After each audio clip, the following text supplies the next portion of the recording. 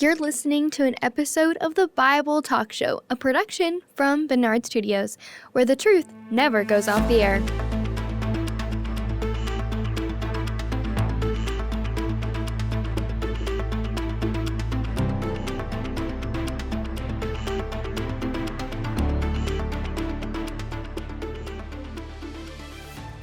Coming up tonight on the Bible Talk Show, where the truth never goes off air, a dangerous plot, a daring decision, and the courage of a queen who risked everything to save her people.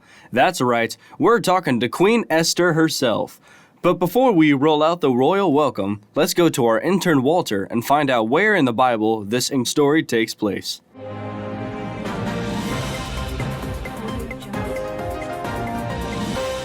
Thanks, Mr. Kingsley. Let's set the scene.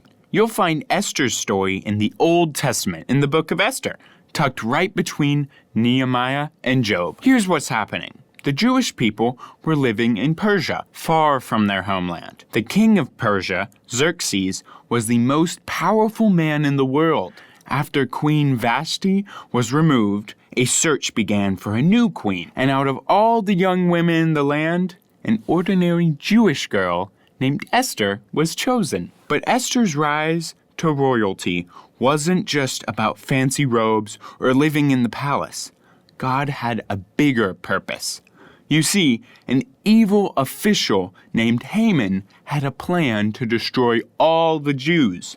Mordecai, Esther's cousin and guardian, pleaded with her to speak to the king. The problem? If Esther approached the king without being invited, she could be killed. This is where the famous line comes in. Mordecai told her, "Who knows but that you have come to the royal position for such a time as this?" Esther had a choice: stay silent and safe, or risk her life to save her people. Back to you, Mr. Kingsley.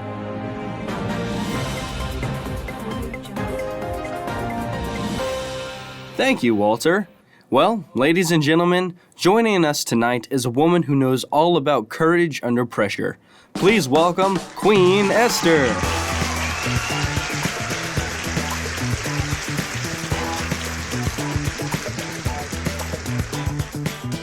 Thank you for having me. It's an honor to be here. Esther, your story inspires so many people. But before you were queen, you lived a very different kind of life. Tell us about that. I grew up as an ordinary girl.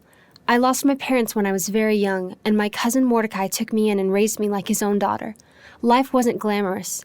We lived quietly as Jews in Persia. Never in my wildest dreams did I imagine becoming queen. And yet, you did. Out of all the women in the land, the king chose you. What was that moment like? Overwhelming. There were months of preparation, and then suddenly I was standing before the king. He placed the crown on my head, and I became queen. But even then, I remembered Mordecai's advice to keep my identity a secret. Inside, I was still the same girl, holding tightly to my faith and my people. And then came the moment that would define your story. Mordecai told you about Haman's plan to destroy the Jews. What went through your mind? Going to the king without an invitation meant risking death. And yet, Mordecai's words rang in my heart. For such a time as this, I realized that maybe God had placed me in this palace not for comfort, but for courage. That must have been an enormous burden. How did you prepare yourself? I asked Mordecai to gather our people to fast and pray for 3 days. I did the same with my attendants. I knew that if I was going to stand before the king, I needed God's strength. And then came that dramatic walk into the throne room. Can you describe it for us? My hands trembled, my heart raced. I didn't know if the king would look at me with favor or anger. When he raised his golden scepter, granting me permission to come forward, I breathed the biggest sigh of relief of my life. And instead of blurting everything out, you invited the king and Haman to a banquet. Why? I wanted the king to hear me carefully, to feel the weight of what was at stake, and I needed more time to trust God with my words. Then at the banquet, you revealed the truth, that you were Jewish and that Haman was plotting against your people. What was that like? I spoke with all the courage God gave me. The king's anger turned against Haman, and God's people were spared. It's remarkable. God's presence was all over your story and guiding you all the way to the throne room. How did you see his presence in what happened? I see him in the timing and the way the king favored me and the courage I never thought I'd have. God was weaving everything together. Esther, one final question. What would you say to the children listening right now? Don't ever believe you're too small or too ordinary for God to use. Courage doesn't mean you aren't afraid. It means you trust God enough to do what's right, even when it's hard. He can use you just as he used me for times such as this. Amen. Thank you, Queen Esther, for reminding us what true courage looks like. Thank you, it's been an honor. That was Queen Esther, from orphan to brave queen, chosen for such a time as this. Her story reminds us that God is always working, even when we can't see him, and that he can use anyone willing to stand with courage.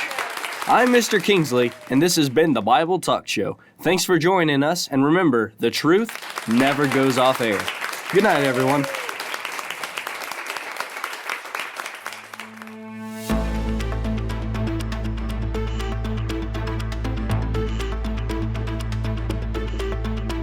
This has been an episode of the Bible Talk Show, a production from Bernard Studios. This episode was written and directed by Abigail Bernard. Our vocal talent included Barrett Richards as Mr. Kingsley, Matthew Bull as Intern Walter, and Kara Hilton as Queen Esther.